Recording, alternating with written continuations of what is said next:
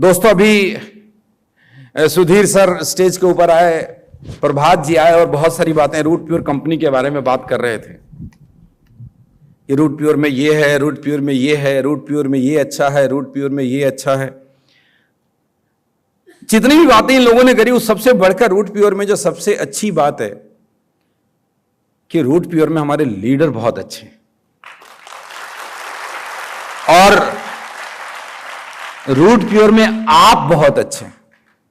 जब कोरोना काल में रूट प्योर की शुरुआत की गई थी तो बहुत सारे ऐसे दोस्त जो पहले मेरे साथ काम नहीं करते थे, वो सब आए मेरे साथ काम करने के लिए। जानते थे मुझे, काम किसी और लीडर के साथ करते थे पिछले करियर के अंदर, लेकिन जब वो लोग साथ आए और जब 2 साल समय बिताया तो उनको समझ में आ गया कि पहले जो करते थे और अब जो करते हैं इसमें क्या फर्क। और ये जो 2 साल था ना, वो क्या बोले, मैं अभी बोला था आपको पीछे तालकोटरा स्टेडियम में जब हमने अपना इवेंट करा था 2nd एनिवर्सरी, तो मैंने बोला था कि रूट प्योर कंपनी के अंदर एक बड़ी कमी है, यहां लालची और तिकड़मबाज लोगों के लिए कोई जगह नहीं। नेटवर्किंग करने के लिए बहुत अच्छा है, सेटवर्किंग करने के लिए कोई जगह नहीं है।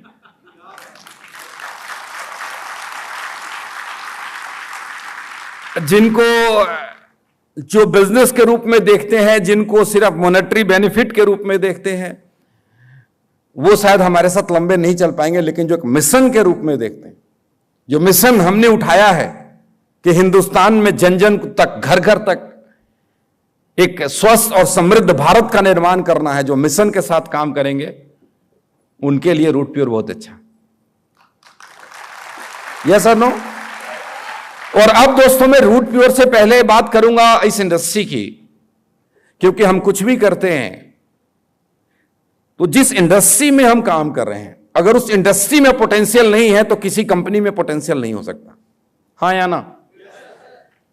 जिस देश में पोटेंशियल नहीं है, उस देश के अंदर किसी कंपनी में पोटेंशियल नहीं हो सकता। तो एक बात तो बड़ा क्लियर है कि हम लोग जिस देश में रहते हैं, फॉर्चुनेटली हम जहां पे रहते हैं, जहां पे हम पैदा हुए, जहां पे हम ग्रो किए, जहां पे हम काम धंधा रोजगार व्यापार करते हैं, उस देश के अंदर बहुत पोटेंशियल है। इसमें कोई डाउट है? दुनिया में बहुत तेजी से डेवलप करने वाली कंट्री है Hindustan. And personally I feel proud to be an Indian. और आप सभी भी प्राउड फील करते होंगे ना?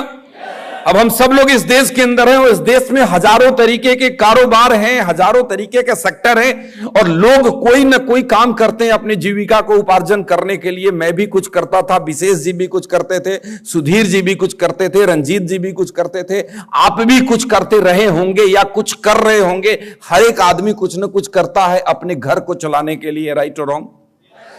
यस और नो? अगर कोई चोरी करता है तो उसको कुछ करना नहीं बोलते, बाकी ईमानदारी से, मेहनत से अगर कोई मजदूरी करता है, कोई व्यापार करता है, कोई नौकरी करता है तो सब कुछ अच्छा है। लेकिन उसके बावजूद भी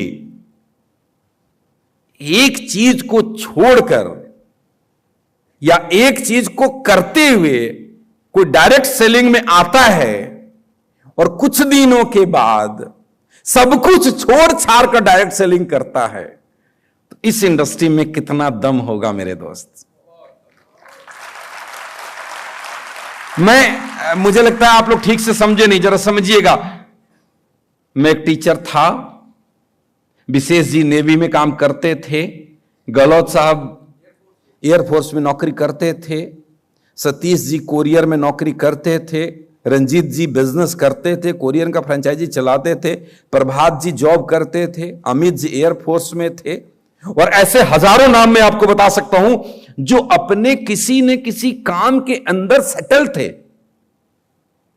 वो लोग हैंड टू माउथ नहीं थे। आप समझिएगा मेरी बातों को जो मैं समझाने की कोशिश कर रहा हूं, जहां मैं आपको लेकर के आना चाहता हूं, बहुत गंभीरता से समझने की कोशिश करिएगा कि इनमें से कोई भी व्यक्ति हैंड टू माउथ नहीं था। कोई भी ऐसा आदमी नहीं था जिसको रोटी के लाने पड़े थे।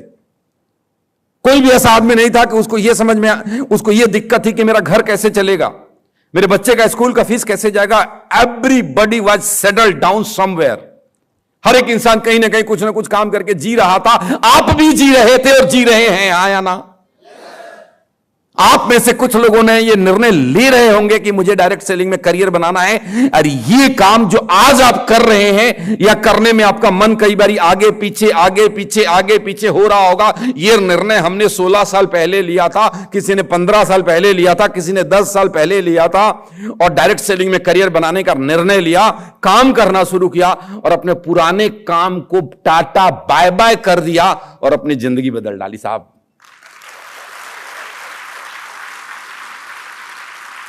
तो मैं आपको इतने सारे एग्जाम्पल आपको इसलिए दिया कि पतीले के अंदर से 4 चावल निकाल करके ऐसे दबा दोगे तो समझ में आ जाएगा कि चावल बनकर तैयार हो गया या कच्चा है। तो इंडस्ट्री के अंदर से बड़े सारे एग्जाम्पल ऐसे हैं जो बताता है कि इंडस्ट्री में कितना पोटेंशियल है। Any doubt? कोई शक है? कोई शक है? इंडस्ट्री में पोटेंशियल है, रूट प्योर में पोटेंशियल है, प्रोडक्ट में पोटेंशियल है, लीडर में पोटेंशियल है, सब में पोटेंशियल है। लेकिन बावजूद उसके एक सच और भी है कि जब हम, ये दुनिया इतनी बेरहम है कि जब हम किसी के सामने जाकर के डायरेक्ट सेलिंग बिजनेस के बारे में बात करते हैं तो उसका पहला रिएक्शन ऐसे आता है कि हम पता नहीं क्या है। यह भी एक सच है, सच है। मैं ना उस सब चीजों से पर्दाफाश करने वाला हूं। यह सच है ना? यह सच है कि डायरेक्ट सेलिंग से लोगों की जिंदगी बदली है, बदलती है, बदल रही है, बदलती रहेगी। लेकिन यह भी सच है कि बहुत सारे लोग आपको मिलेंगे जो बोलेंगे कि डायरेक्ट सेलिंग से लोग बर्बाद हो जाते हैं। क्या आपको ऐसा कहने वाला कोई मिला? सर, ज्यादातर लोग यही बात बोलेंगे। कोई पहला कंपनी का फाउंडर होगा जो ऐसी बात कर रहा होगा। यह भी सच है कि डायरेक्ट सेलिंग के अंदर बहुत बड़ी दुनिया है जो नाकामयाब है, जो फेलियर है, जो कहता है कि बहुत बेकार इंडस्ट्री है, जो कहता है इससे कुछ भी नहीं हो सकता और न जाने क्या क्या कहता है। यानी मैं नट सेल में बोलूं तो जो इतनी बड़ी आबादी जो फेल है उसका कारण क्या है? स्लाइड ये लिखा हुआ है कि why do people fail in the direct selling business. जब डायरेक्ट सेलिंग इतना अच्छा है, जब डायरेक्ट सेलिंग से काम करते हुए एक एयरफोर्स की आदमी नौकरी छोड़ता है और 5.5 करोड़ का घर खरीदता है, डायरेक्ट सेलिंग करते हुए एक आदमी अपने रनिंग बिजनेस को बंद करता है और करोड़ों रुपए कमा करके लाखों लोगों के घर में खुशियां पहुंचाता है, यह सच है। इस पे मैं लगातार महीनों महीना बहस करने को तैयार हूं दुनिया के किसी भी इंसान से। लेकिन यह भी सच है कि बहुत सारे लोग फेलियर है। आप सहमत हो रहे हैं मेरी बातों से? आपको समझ में आ रही है, नहीं आ रही है मेरी बात को? ये दोनों ही सच है साहब। मुझे याद है, एक इंसिडेंट याद आ गया। आप में से कितने लोग अक्षरधाम मंदिर घूमने के लिए गए हैं? बहुत सारे लोग गए हैं। तो अक्षरधाम मंदिर जब घूमने जाते हैं ना तो उसमें शोज दिखाते हैं कई सारे। तो एक ऐसा शो है जिसमें वो उनके गुरुजी का पूरा लाइफ दिखाते हैं। तो उस लाइफ दिखाते दिखाते इफ यू रिमेंबर, तो एक जगह आता है कि जो हरिद्वार में गया, हरिद्वार के पुजारी से पूछते हैं कि लकड़ी पानी में तैर जाता है और लोहा पानी में डूब जाता है, लोहे को ऐसा क्या करना चाहिए कि पानी में ना डूबे? तो फिर जब वो घूमते घूमते दक्षिण भारत पहुंचते हैं तो एक जगह वो पुजारी मिलते हैं और यही प्रसंग चल रहा था गुरुजी का। तो उन्होंने बोला कि लोहे को लकड़ी का साथ मिल जाए। तो एक लोहे का छल्ला था जो उसको लकड़ी में डाल करके ऐसे डुबो देते हैं कुआं में, तो बोलते हैं लोहा भी पानी में तैर जाता है। ये एग्जाम्पल मुझे इसलिए याद आया कि मैं आपको सिर्फ यह सिखाना चाहता हूं कि व्हाई मास पीपल फेल्योर। ऐसा क्या है कि ज्यादातर लोग फेल हैं? और उन ज्यादातर लोगों को क्या करना चाहिए कि वो फेल नहीं होंगे। मैंने हजारों लोगों को, लाखों लोगों को फेल होते हुए अपने नजर के सामने देखा है और हजारों लोगों को कामयाब होते हुए अपने नजर के सामने देखा है।